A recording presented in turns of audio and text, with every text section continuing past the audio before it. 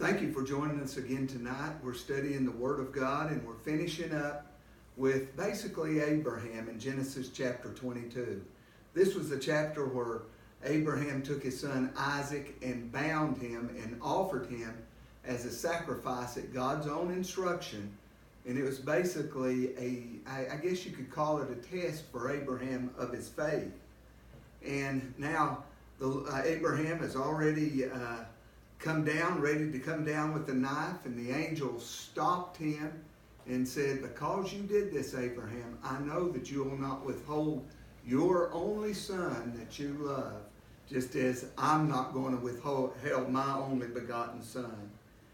And we see there in Genesis 22 and 15, "And the angel of the Lord called unto Abraham out of heaven the second time, and said, By myself have I sworn, saith the Lord, for because thou hast done this thing, and hast not withheld thy son, thy only son."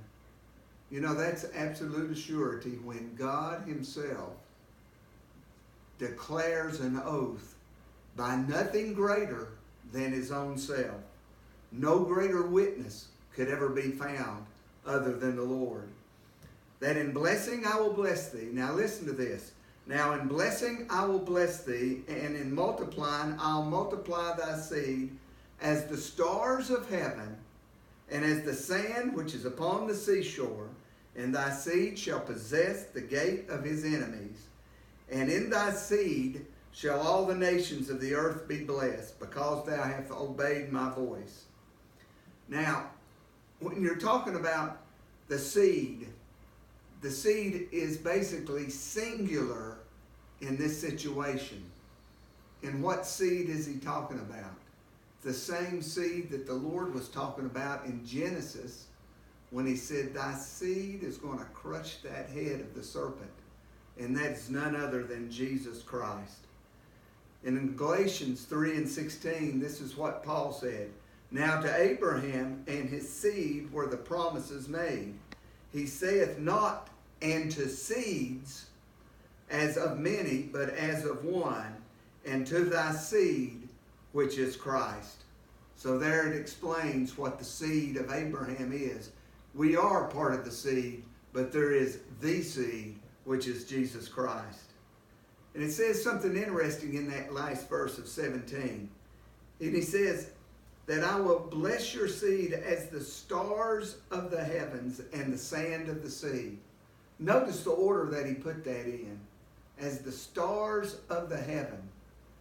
You know, and I think that's a prophecy basically talking about how great the children of Israel will ultimately be one day.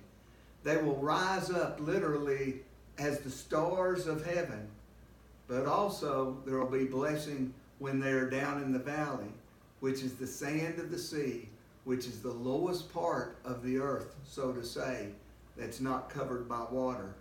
The sand of the sea.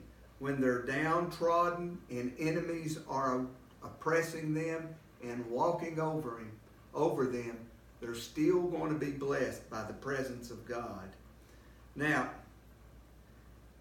this chapter ends with the genealogy of Abraham's brother, Nahor. And hidden within this genealogy is Abraham's brother Nahor's granddaughter, who is Rebekah. And Rebekah is going to be the future wife of Isaac. Nahor had 8 children, and the 8th child, I believe, was Rebekah. And the number 8 means new beginnings. So there is a new beginning starting right now. Abraham and his presence here on earth that the Bible is talking about is beginning to be phased out, while there is Isaac is starting to build up the next generation of what God's doing on the earth. Let's recap Abraham. He had 10 trials, 9 of which he completed. Leaving his family and homeland, he left and completed that trial.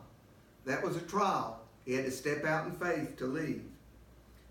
It was a trial of the hunger that Abraham experienced when he got to Canaan. He did not turn back, but he pressed onward.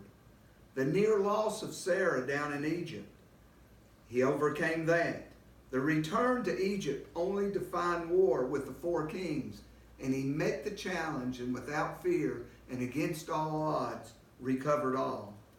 His marriage to Hagar, the commandment of circumcision, Abraham completed that.